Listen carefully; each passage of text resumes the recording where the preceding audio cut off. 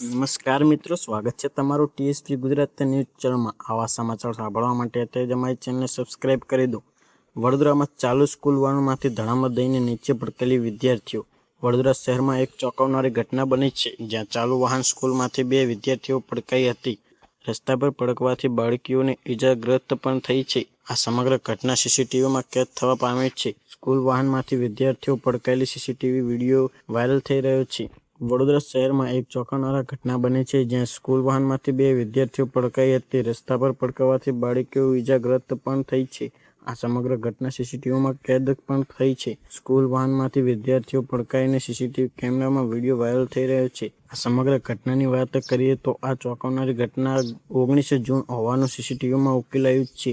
વાહન ચાલક સોસાયટીમાંથી વિદ્યાર્થીઓને બેસાડી પૂરપાટ ઝડપે ચલાવી રહ્યો હતો, ત્યારે આ ઘટના બની હતી। જોકે સ્કૂલ વાન સોસાયટીમાંથી હતી હોવાના કારણે મોટા અકસ્માત બન્યો હતો, પરંતુ વાનના પાછળના ખુલ્લા દરવાજામાંથી પટકાયેલી વિદ્યાર્થીઓને ઈજા પહોંચી હોવાનું પણ જણાવવામાં આવ્યું છે।